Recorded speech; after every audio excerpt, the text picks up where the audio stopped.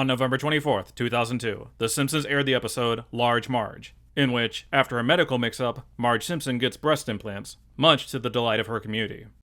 Almost exactly 5 years later, on November 23rd, 2007, SpongeBob SquarePants aired The Two Faces of Squidward, in which, after another medical mix-up, Squidward's face becomes extremely handsome, also pleasing the community.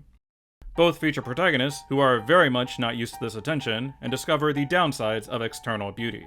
And both feature shocking and dangerous climaxes that push the limits of cartoon sexiness. Is this just a coincidence? Did the SpongeBob writers take a long, hard look at Marge's Magumbos and come up with this handsome Squidward idea?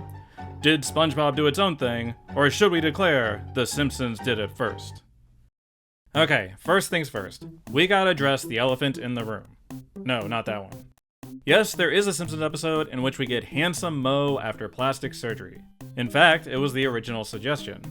However, despite the physical transformation being more alike, the goals and themes diverge significantly. Basically because Moe is somehow way more hateful than Squidward. Marge at least knows how to bask in her good fortune for a moment. So her journey is a better point of comparison overall, in terms of how things evolve. For example, both episodes start with characters at work. In the case of SpongeBob, the gang is working at the Krusty Krab. It appears to be Take Your Child to Work Day, as SpongeBob is getting nothing done with Patrick tagging along, other than obnoxiously singing Squidward Had a Krabby Patty. Now the episode calls him SpongeBob's neighbor, but that can't be right, given Patrick's childishness and inability to do anything on his own. Either way, Squidward finds this all very upsetting. On The Simpsons, Homer and Lisa are volunteering at this Habitat for Humanity knockoff. They are hard at work painting houses and inadvertently showing off their pride. Lisa, the Patrick equivalent, has a starfish head and is also incapable of doing anything on her own.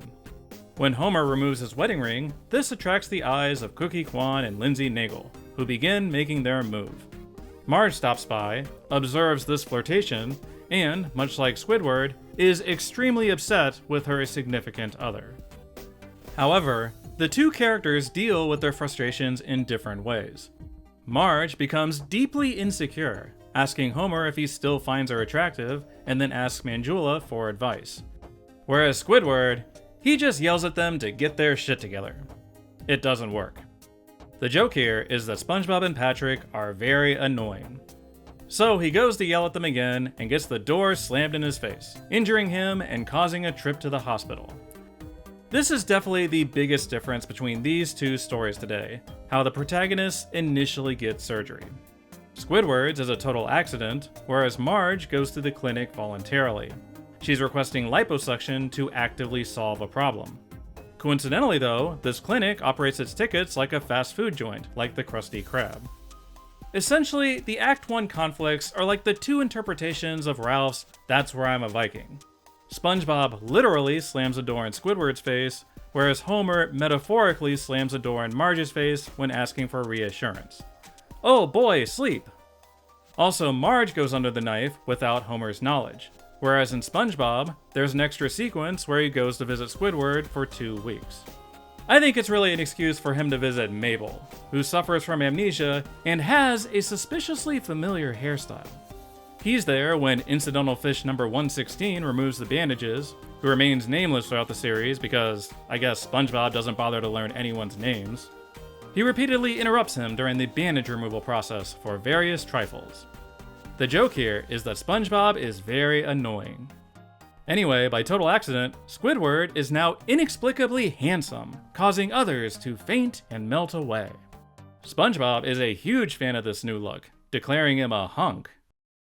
Marge's transformation is also unintended, where she went in for liposuction and instead is given breast implants.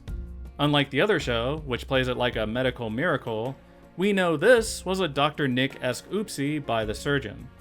Marge is quite upset about this mix-up and tries to hide her boobs from her family. However, when Homer finally stumbles upon them, he is as big of a fan as SpongeBob was. We have now reached the "damn, look at that hottie" section, the most essential part of any plot. Homer takes Marge to a fancy restaurant to show her off, while SpongeBob and Squidward take a stroll through Bikini Bottom. In both cases, they receive special privileges for their newfound good looks. Luigi promptly gets the Simpsons a table after turning away another family, while a limousine pulls up to give SpongeBob and Squidward a free ride home. The city of Springfield loves Marge's breasts so much that they break into song. Moe loves them, the sea captain loves them, Snake loves them, Mr. Burns loves them, Smithers isn't really a fan. Even Mayor Quimby is ready to give an official decree about them. Dang, with how gaga they get over Marge's jugs, you'd wonder if they'd ever been on the internet before. I know this guy certainly has. Maybe they're all still coping from the recent loss of Maud Flanders. Anyway, while Bikini Bottom doesn't break into song, they're all completely spellbound by Squidward's good looks. They're turned into slack-jawed yokels who scream handsome and fall over. Incidental number 48 loves him. Incidental number 64 loves him. Incidental number 107 loves him. Incidental number 87 can even walk again. Thanks to Squidward's handsomeness, this guy can fly. He does randomly lose a shoe, but I am sure this doesn't matter. The main thing is that both characters are soaking up the adoration of their peers. This hospital mix-up turned out to be quite the happy accident. The Bikini Bottom crowd has followed Squidward and have totally surrounded his house. The following morning, the crowd has grown even larger. This is where both episodes begin exploring the potential downsides of being so gosh darn beautiful. Both characters are now playing to the crowd more, putting their good looks to good use. Marge begins a modeling career, working those oven mitts like a pro. Squidward wows everyone with his clarinet. But neither can control the crowd's ravenous appetite. The trade show vendors constantly catcall Marge and openly objectify her. A fan grabs Squidward's clarinet out of his hands and it gets destroyed in the scuffle. The crowds are losing any sense of boundaries or basic decency. All the creepiest guys in Springfield and Jasper leer at Marge through the window. Squidward's fans have reached the point of breaking into his bathroom to get a piece of him. In addition, being this beautiful comes with some physical concerns. The first time Squidward addresses the crowd, he immediately gets mobbed, his clothes tattered by the abuse. The weight of Marge's breasts are causing her back spasms and requires a brace to get around. Her agent drugs her to keep her smiling. It's clear that both characters are reaching their breaking points. Here's where the stories diverge again in terms of character goals. Squidward's had enough and goes to SpongeBob to beg him for help in changing back to his old self. They go back to work at the Krusty Krab to recreate how they got in this situation. Marge goes to work as well, at that trade show. While all these scenes show how miserable her life has become, Marge hasn't actively made the decision to go back yet. So, how are we gonna solve these problems? Well, for Squidward, the solution is to let SpongeBob slam a door in his face. Over and over and over again. Dang, he's really beating the shit out of him. Them doing this at the Krusty Krab has drawn another large crowd, and Mr. Krabs, always the shrewd businessman, is eager to exploit this. There is a danger element to this climax, in the sense that these rabid idiots are gonna tear Squidward to shreds when they get in here. To shreds, you say. In Marge's case, the danger element comes from Bart and Krusty's B-plot. Oh yeah, I forgot to mention, this whole time Bart has a subplot about dangerous stunts and puking on the flag or something. I hadn't mentioned it so far, because the SpongeBob episode is only like 11 minutes long, so this is that extra non-applicable part for The Simpsons. But the two plots do intersect here. Bart contrives a situation where Stampy is gonna hurt Milhouse so that Krusty can swoop in, say the stopping command Magumbo, and save the day. But Krusty, of course, can't remember one word and creates a legitimately dangerous situation. I'm not surprised because Krusty and Mr. Krabs are basically the same person. They both own fast food establishments with Krusty in the title and are unscrupulous bastards. So why not have both of them make a mess during the finale? I guess that's not all Mr. Krabs' fault though. Their door slamming strategy has totally backfired, somehow making Squidward even more handsome. And what's worse, now a shoe is raining down from the sky, about to hit them. Yes, this is that shoe this rando lost earlier. No, I will not try to explain it. Anyway, this is one of the most hilariously stupid sequences I've seen in any cartoon. Like sure, I knew the Handsome Squidward meme, but have never actually seen it in motion. The melodramatic way he flails about, the incomprehensible shoe threatening them, the way he slams into that wooden beam. It's so stupid and amazing and is the definition of fine art. Thankfully, this does fix his face and things are back to normal again, much to Mr. Krabs' chagrin. On The Simpsons, Marge just flashes her tits and that's how she saves the day. According to The Simpsons, this is how you stop senseless police violence. Distract them with your boobs. I do like how both climaxes really ratchet up the gazy aspect of the subject matter. The crowd goes even more nuts for super handsome Squidward, and everybody freezes in place to look at Marge's magumbos. To be fair, this was a clear strategy on Marge's part, whereas this was only making things worse. Marge's whole story gives her more agency in general, in that she gets to decide when to remove the implants in the end.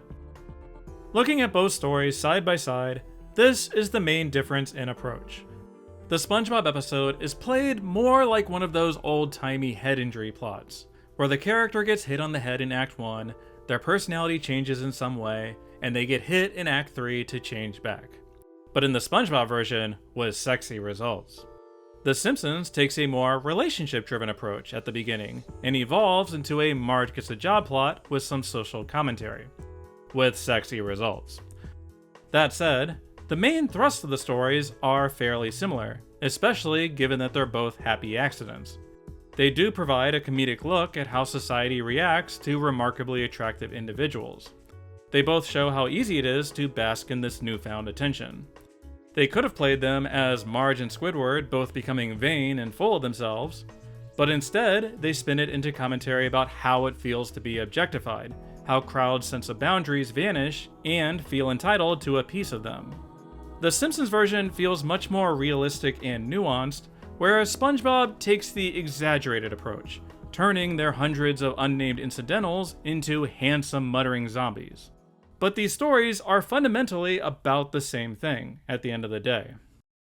So, on my patented butter scale, with a score of 1 denoting completely different stories, and 5 being a total ripoff, I am giving this a score of 2 butters. I think this would be a 3 if both stories got to the beautiful part quicker, because that is clearly where they have the most in common. But it does take a while to get there, and the specific character dynamics are too different. In one episode, SpongeBob is visiting a hospital over and over. In the other, Homer is totally in the dark about the situation. In one episode, Squidward gets fed up and begs SpongeBob to change him back. In the other, Marge has had enough after resolving Bart's B-plot. It's ironic that Large Marge starts out as a relationship story, because Homer barely matters once the plot gets going. That angle mostly gets dropped. Squidward and SpongeBob are together throughout most of their story. There's more plot symmetry there. Still, it should avoid getting a 1 because the central topic and protagonist struggles are pretty dang similar once they get going. And don't forget about that Krusty Krab, Krusty Burger connection, that's just eerie. I think we must conclude that this time, The Simpsons didn't do it first, and that SpongeBob mostly did its own thing. To be honest, I think the SpongeBob episode is merely okay up until its ending, where it suddenly jumps to S-tier greatness. It's definitely worth watching for the ending alone. It kinda reminds me of its ancestor show, Rocco. They did an extremely bizarre episode in which he becomes an underwear model, and the crowd goes absolutely rabid about wanting a piece of his cake. Squidward being chased and grabbed at definitely evoked old Roccos to me. I also have no idea if SpongeBob Season 5 is still considered Golden Era, or if jerk-ass SpongeBob or whatever has decimated the series. He did seem more obnoxious in this episode than in Squidville. God, this joke goes on forever. But I can now say that I've watched 2 SpongeBobs. Ooh. Let me know in the comments what you think of these 2 episodes and how similar you think they are. The real question is, who is hotter, Handsome Squidward or Large Marge? It's amazing what a powerful jawline and some silicone can achieve. And, as per usual, let me know if there are any other shows with similar episodes as The Simpsons. In addition to the previous suggestions, we have the Futurama characters having their own political snafu with the flag, the Gravity Falls kids discovering their town founder was a big phony, and Family Guy discovering their African American heritage. Wow, a lot of history-based suggestions in this batch. Or we could do that My Little Pony where there are too many Pinkie Pies. Let your voice be heard. As always, thanks for watching.